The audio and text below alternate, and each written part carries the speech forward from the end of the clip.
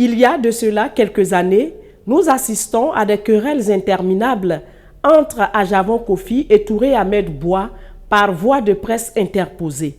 Ajavon Kofi accuse Touré Ahmed Bois de refuser de lui payer le reliquat d'une vente de terrain qui s'élève à environ 150 millions de francs CFA.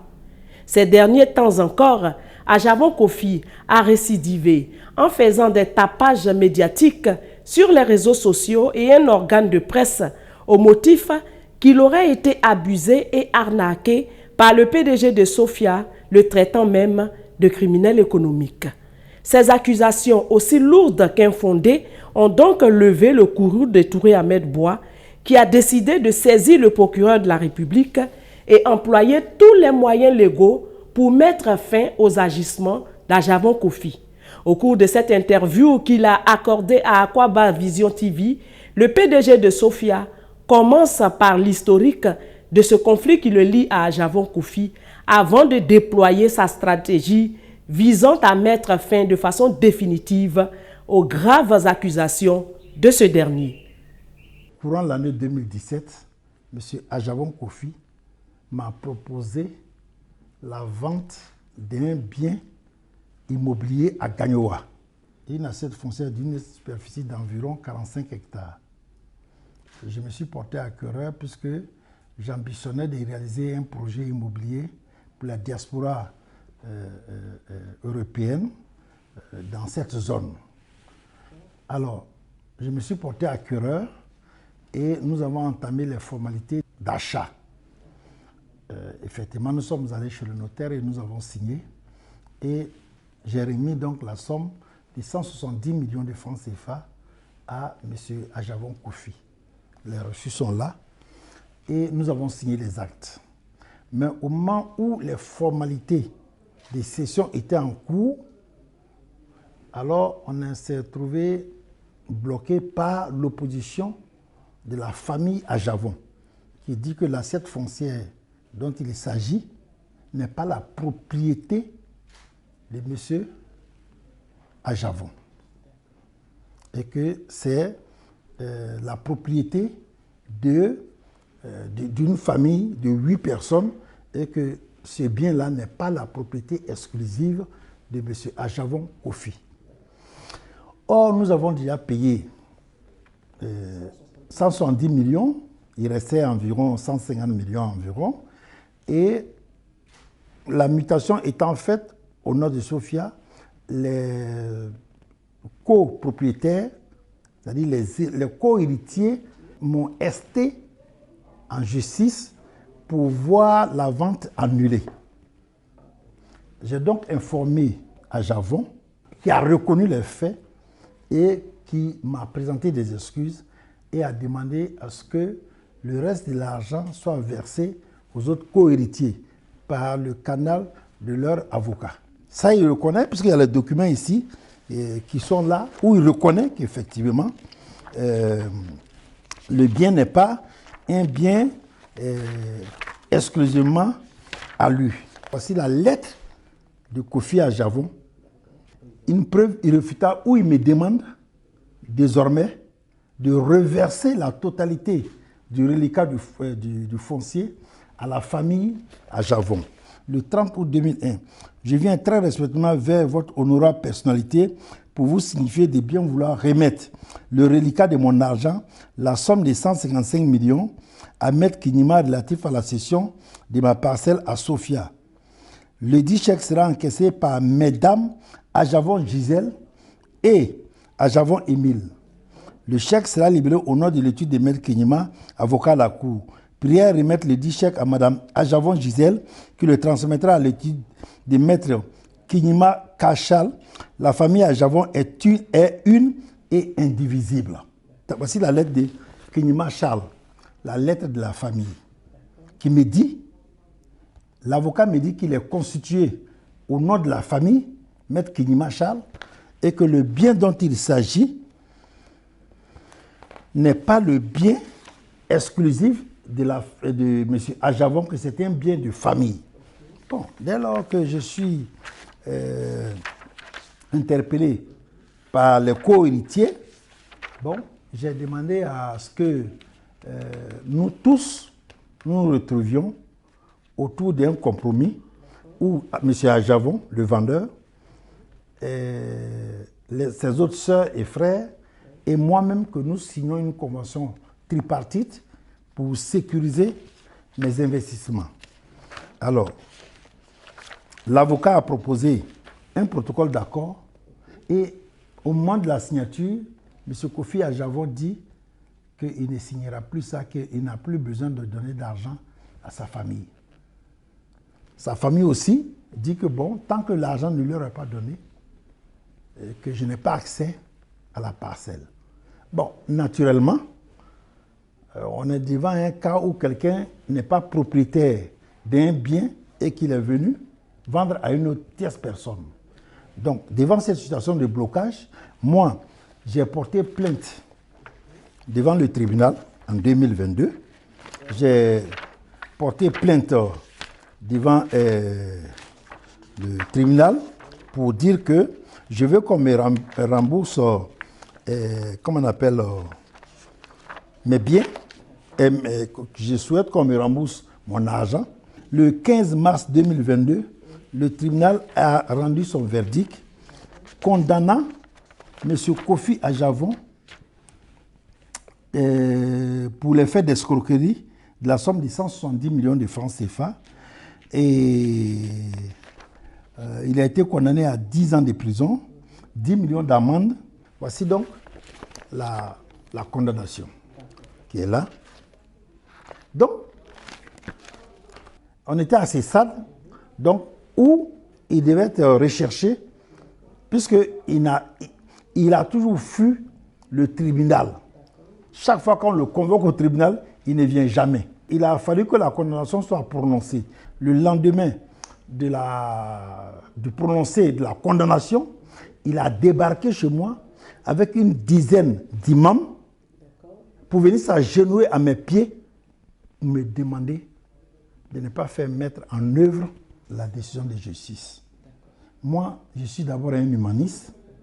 Moi, j'ai passé 39 mois de prison à la MACA, à la faveur de la situation des projets terrain nus. Je sais ce que c'est qu'un détenu. Je sais ce que c'est qu'un prisonnier. Donc, pris de compassion, j'ai abandonné, j'ai ignoré, n'est-ce pas, cette condamnation d'Ajavon. Il a même demandé à se mettre à mes services en jouant le rôle de chef de protocole. C'est pourquoi tout le personnel de Sophia le voyait matin, midi, soir, ici et autres. Voici un peu la réalité des faits. Alors, quand j'ai compris son jeu, il s'agit donc pour lui de faire de la mauvaise publicité pour moi. Face à cette situation qui, ma foi, est une mauvaise publicité contre moi, contre ma personne et mon image, qu'est-ce que je dois faire? Sous les auspices de mon conseil, j'ai saisi le procureur de la République qui a demandé à la police criminelle où il a déposé ces fameuses plaintes pour que la PJ aussi enquête sur son comportement qui a quand même un côté paradoxal. Voici un monsieur qui m'escroque de l'argent, qui est condamné par le tribunal de 10 ans de prison et qui fuit le tribunal et qui se cache pour aller faire un appel, puisqu'il a fait appel à sa condamnation. Sans que personne, pendant qu'il me demandait pardon, il a fait appel à sa condamnation, qui est là. Voici l'appel qui est là. Il a fait appel le 16/11/2023. Donc, en faisant appel à sa condamnation, pour cette affaire d'argent, nous sommes donc devant la cour d'appel, qui n'a pas encore dit, qui n'a pas encore confirmé à mon profit sa condamnation de 10 ans, qui n'a pas encore infirmé la décision du tribunal de première instance pour dire que M. Toura Merbois doit à M. Ajavon. Alors, d'où vient-il que lui-même sans aucune décision de justice qui ne me condamne à lui payer de l'argent, alors qu'actuellement c'est moi qui mène au point, puisque j'ai une décision du tribunal de première instance dont il a fait appel qui le condamne. C'est lui qui est condamné, qui a fait appel à la cour d'appel et qui se met sur tous les réseaux sociaux à faire du chantage, du bavardage. Vous ne voyez pas qu'il y a un paradoxe? Et moi, j'ai du mal à comprendre son... C'est un peu, si tu veux, soit c'est du chantage pour que je puisse l'appeler pour dire « Ah, tiens, viens, ne fais plus de bavardage, laissons la cour d'appel, abandonnons les processus de la cour d'appel, donc voici de l'argent, tiens, il faut partir et puis on fait un arrangement à l'amiable. » Chose que je ne veux pas. Je veux que le tribunal se prononce pour dire qui de M. Aljavon et moi, qui doit à qui. Bon, je m'en vais jusqu'au bout, donc je suis en train de suivre la cour d'appel pour trancher. Et comme c'est un fanfaron, excusez-moi le mot, alors que nous sommes à la cour d'appel, il prend la même affaire, il vient au tribunal de première instance, il dépose une plainte au tribunal de première instance, alors que c'est lui-même qui a fait l'appel, l'affaire est à la cour d'appel. Est-ce qu'une affaire peut être à la cour d'appel et être en même temps devant le tribunal de première instance? Ce n'est pas possible. La même affaire, non. L'affaire a été jugée au tribunal de première instance. Il a été reconnu coupable d'escroquerie et condamné à 10 ans de prison. Il a fait appel le 16/1/2023. Nous sommes allés devant la cour d'appel. Pour le secret de l'instruction, je ne peux rien dire. La cour d'appel est en train de statuer.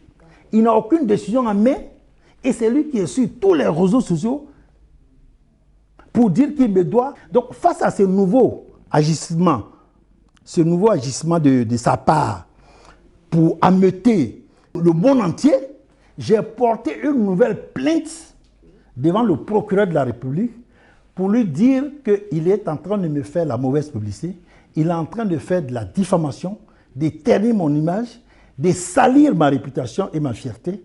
Donc, cette plainte-là, cette nouvelle plainte qui n'a rien à voir avec l'escroquerie, elle a été déposée dans les mains du procureur de la République qui a instruit la police criminelle pour enquêter sur ces excès de M. Kofi Aljavon. Les officiers en charge de cette question sont les mêmes officiers qui sont en charge des plaintes qu'il a déposées. C'est la même police qui est en charge de la plainte que M. Toura Merbois me doit l'argent, il me doit l'argent. Les mêmes officiers, la même police criminelle qui est en charge de lui, sa plainte venue du pôle pénal, c'est la même police qui est en charge de ma plainte relative à la mauvaise publicité qu'il y a. Donc, on nous convoque. Moi, on m'a convoqué. Je suis allé, j'ai donné ma version des faits. Et depuis 1 mois et demi, il a été convoqué et il a refusé de se rendre à la police. Il sait que s'il arrive à la police criminelle pour se faire entendre sur sa plainte, en même temps, on va l'interroger aussi sur la question de ses agissements.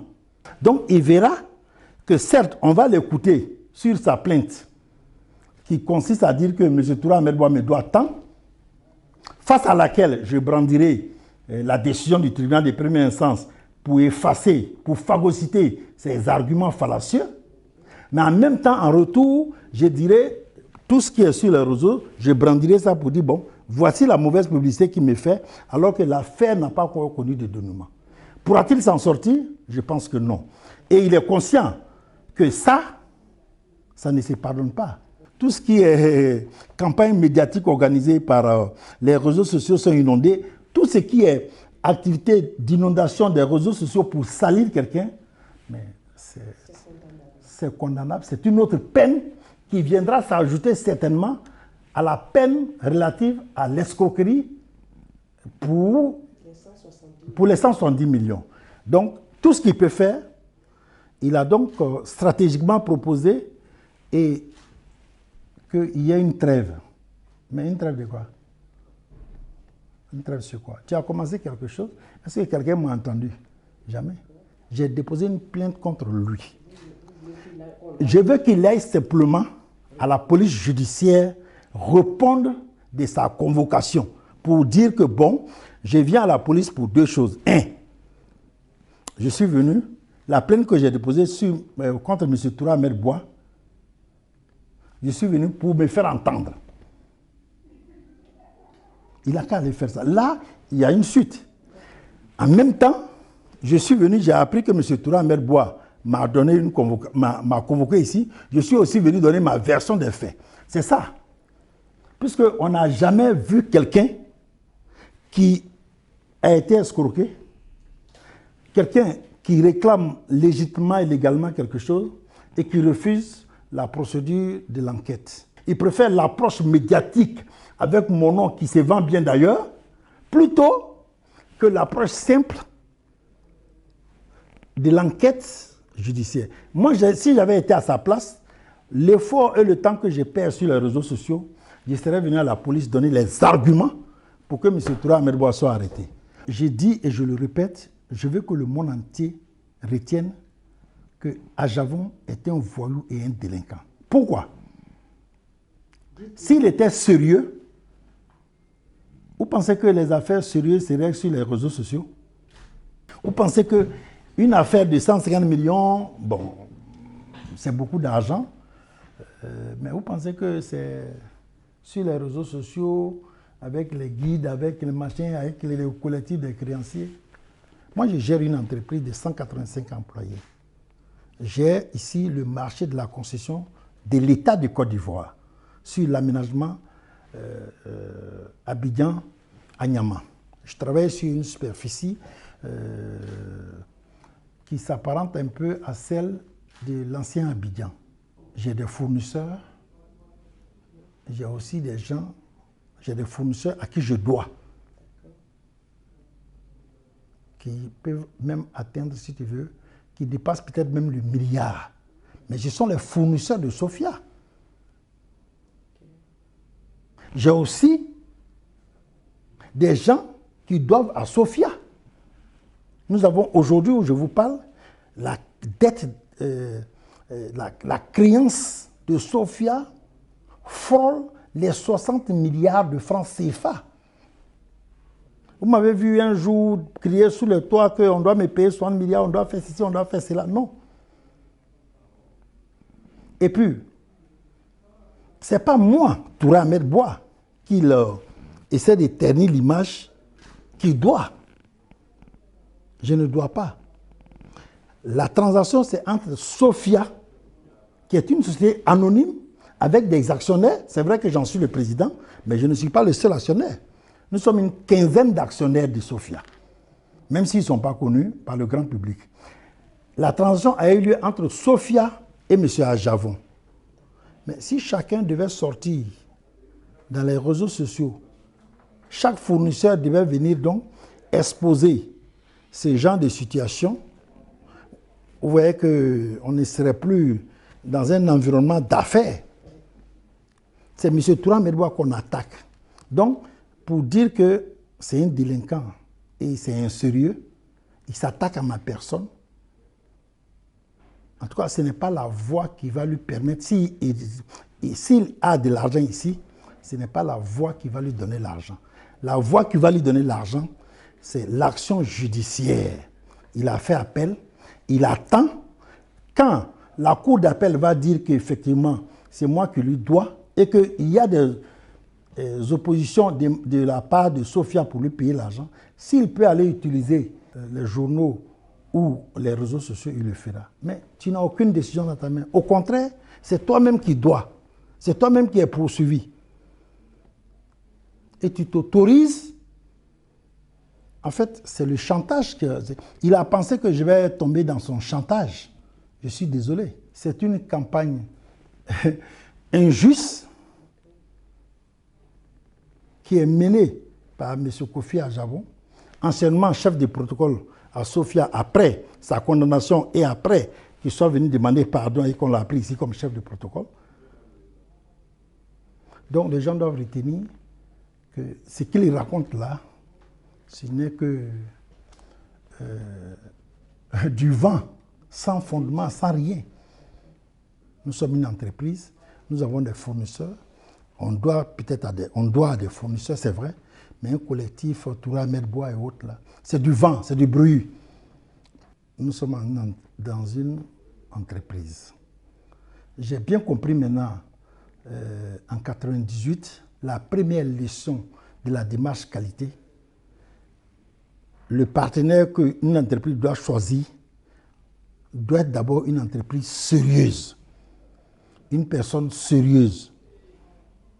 Ce n'est pas la prestation, il y a la qualité de la prestation, il y a la prestation, mais il y a la personne même qui réalise cette prestation. Si je m'étais conformé aux exigences de la démarche qualité, j'allais savoir que il fallait donc pour le choix, pour le projet à réaliser à Gagnoa, que Ajavon n'est pas forcément la bonne personne. Encore une fois, ça veut dire que l'humanisme qui m'a animé en acceptant son offre d'achat de terrain à un moment où il traversait des difficultés énormes, voilà que j'en paye le prix par la mauvaise publicité. Mais moi, je reste un croyant. Il y a un seul Dieu qui façonne à son gré le destin de chacun. Donc ce n'est pas sa mauvaise publicité là, ou ses agissements enfantins là, qui vont me faire changer dans mon approche globale de gestion d'une entreprise.